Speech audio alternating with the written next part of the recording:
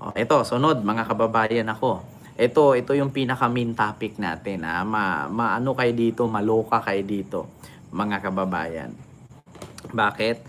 Ito po ay patungkol kay Boyeng Rimulya ng Ombudsman. Biruin yung mga kababayan, nakakaloka. Hinihinalang midnight appointees na 204 empleyado ng Office of the Ombudsman inutusang mag-apply muli sa kanilang posisyon or resign. Yeah? Ang sabi ni Boyeng, ito, pakinggan niyo mga kababayan. Inatasan ni Ombudsman Christine Boyeng Remulla na muling mag-apply o maghain ng courtesy resignation ang 204 na employees ng Office of the Ombudsman. Ito ay matapos mapag-alaman nitong nakaraang Hulyo lamang sila pumasok sa opisina bilang mga bagong empleyado. Giit ni Remulla, hinihinalang midnight appointees ang mga ito o mga itinalaga o binigyan ng posisyon bago matapos ang termino ng dating namumuno. Patay. Sa kasong ito, bago magretiro ang dating ombudsman na si Samuel Martires sa pwesto. Ayon kay Ombudsman Remulla, Maraming salamat po kay Azinet Ulikia. Ayan, sa yung super chat. Ayan, maraming salamat po, Ma'am Azinet. 'Di ba? Kita ninyo mga kababayan, bago umalis si Samuel Martires, nagtanggap ng empleyadong 204. Ngayon, mga kababayan, bakit nga ba tumanggap si Samuel Martires ng ganyan kadaming empleyado? Para saan? Para saan? Para gawing espiya? Para saan? Para may taga-sumbong? Para may taga-kalikot? Di ba? Kita ninyo mga kababayan. Kasi ganito po yan mga kababayan. May karapatan po si Boyeng Rimulya na tanggalin itong ipinasok na 204 ka-empleyado ni Samuel Martires bago siya nag-resign. Kasi ganito po, ang ombudsman po, yan po kasi ang may hawak, no? Lahat ng sangkot sa korupsyon, yung mga malalaking manok, yung mga malalaking tao, no? Dito sa buong bansa. Kaya mahirap po mga kababayan na tumanggap ka ng empleyado or magpatrabaho ka ng empleyado nang wala kang tiwala. Kailangan yung tao mo ang ipasok mo. Mahirap kasi mga kababayan, di ba? Tama lahat ang pasabog ni Ma'am Shi Peebles, hindi tinatantanan ni Martires, si Martires na yan. Kaya nga sa totoo lang mga kababayan, ang ombudsman kasi ang pinakamataas independent commission, no, sa ating or sangay ng gobyerno sa ating bansa. Mahirap kasi diyan mga kababayan na magtalaga ka ng tao or maglagay ka ng isang trabahante na hindi mo mapagkatiwalaan. Paano kung meron kang mabangga diyan or makasuhan na may connection pala doon sa mga sindikato? Mahirap, malalaman eh. 'Di ba? Malalaman. Wait lang po mga kababayan. So ito nagutom ka na. Ito muna, baby muna, Ayan. Muna diyan muna ka sa baby mo. 'Di ba? Kaya yun po yun, mga kababayan. Mahirap magtalaga ng trabahante, mahirap magtalaga ng tao. Halimbawa, katulad kay Sara. Halimbawa, si Sara ngayon, iniimbestigahan ng ombudsman. May hawak na kaso ang ombudsman yan. Ngayon, kung ano man ang hakbang ng ombudsman, malalaman ni Sara, kaya makapaghanda sila. Halimbawa naman, pagdating naman kay Bongo, patungkol sa kaso niya dyan sa connection niya sa flood control at sa mga diskaya, malalaman ng grupo ni Bongo or kampo ni Bongo kung meron siyang connection doon. Yan ang mahirap mga kababayan. Hindi po Ma'am Gloria Marquez. Gusto lang niyang meron siyang kayakap na teddy bear andun. Teddy bear kasi niyayakap na matulog eh. Kaya ngayon mga kababayan, yun po ang kasi actually mga kababayan, itong ombudsman po dito sensitive, no, na isang ahensya ng gobyerno, napaka-sensitive po niyan. Mahirap po kasi magtalaga ng mga trabahante diyan or mga empleyado diyan na hindi mo mapagkatiwalaan. Kailangan kasi diyan kung sino yung pinaka-head ng ombudsman, kailangan may tiwala ka hanggang sa pinakababa. 'Di ba? Ngayon, mga kababayan, dyan sa 204 ka-empleyado na pinasok ni Samuel Martires, mahirap kasi pagkatiwalaan yan, mga kababayan. Kasi bakit? Hindi po kasi si Boyeng Remulla ang amo nila at the time. Si Samuel Martires kasi. Ngayon, mga kababayan, paano kung katulad kay Atong Ang? Si Atong Ang ngayon, nakita ninyo, dinismiss yung kanyang kinasong cyber libel kay Dondon Patidungan. Binasura ng korte ng Mandaluyong. So, paano kung dalhin na yan doon sa ombudsman? 'Di ba? Tapos may connection sila doon. May taga, ganito, ganyan. Di sabit. Walang kwenta. 'Di ba? Kaya kailangan po talagang palitan yan, mga kababayan. Nagigets nyo po? Kailangan po talagang ayusin yan. According nga dito, mga kababayan, 'di ba? According nga dito sa isang vlogger na aking napanood kanina, inexplain niya rin. 'Di ba? Ito po yung kanyang mga kababayan. Wait lang.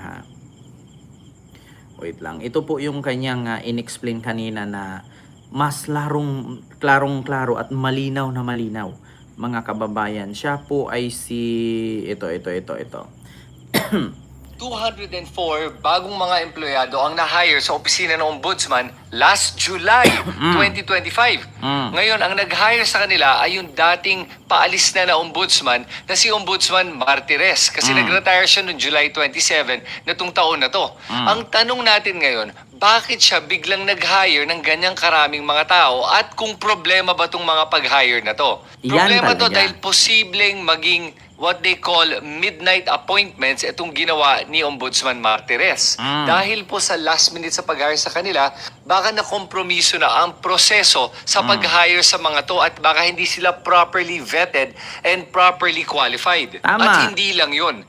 Maraming red flag sa mga ganitong klaseng pag-hire. Just 'Di ba?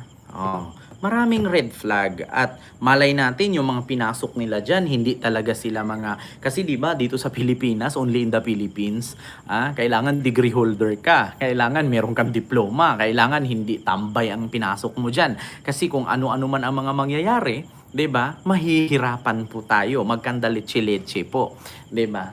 Kaya sabi ko nga sa inyo, mga kababayan, kailangan po talagang palitan. Kailangan po talagang alisin or kailangan po talaga nilang mag-apply ulit para makita ni Boyeng at i-screen, di ba? I-screening, biruin mo yung 204 ka empleyado na bigla-bigla mong tinanggap na alam mo namang magre-resign ka na, for what is the purpose? Di ba? Baka naman gagawin mong matayan dyan. Baka bawat isang sindikato dyan may connection. Yung 5, connection ng isang sindikato. Yung 5, connection ng isa. Yung 5, may connection dito si opisina ni ganito, opisina ni ganyan. Pagdating ng araw na makakasuhan sila, di ba? May taga-sumbong, may taga-alerto. Yan ang mahirap. Di ba? Kaya may karapatan po si Boyeng, di ba? May CCTV sila sa loob, Mamuna Luis, yan ang totoo. Kaya karapatan po ni Boyeng yan na tanggalin. Actually, meron naman talaga sa batas, labag po sa batas ang magtanggal ka ng walang due process. Ang problema lang kasi, mga kababayan, kaya nga pinapa-apply muli. 'Di ba? Yes, at baka bigla na lang barilin po. Kaya nga, 'di ba, Ma'am Elena Capistrano, hindi mo alam na, 'di ba, nandun na pala sa loob, magugulat ka, yung taga-loob lang pala ang mag-hijack sa iyo. 'Di ba? Yung taga-loob lang pala ang magta-traitor sa iyo kasi bakit? Hindi naman ikaw nag-appoint niyan eh. Hindi naman ikaw ang tumanggap niyan, ibang tao ang naglagay niyan diyan, nagtalaga niyan diyan. Kaya sabi ko talaga, sa totoo lang, mga kababayan, grabe po talaga yung impluwensya ni Duterte. Grabe ang impluwensya ni Digong. Hawak na nga niya ang Supreme Court, hawak pa niya ang Ombudsman. Ngayong nawala na yung inappoint niya sa Ombudsman, nag-iwan naman ng mga ugat. Nawala na yung puno, yung mga ugat naman ang naiiwan. Pag may ugat yan, tutubo yan. 'Di ba? Grabe ang impluwensya ni Digong. Ganito sila kagarapal. Ganyan sila katakot. Sa totoo lang, mga kababayan, no, I will tell you frankly, galawang kriminal talaga. Yan ang totoo. Galawang kriminal, galawan talagang mandurugas, galawang demonyo talaga, sa totoo lang. Biruin mo, nakulong ka na lahat-lahat, pero grabe ka ka-impluwensya. Di ba? Dapat mga civil service passer talaga yan. Di ba kita ninyo?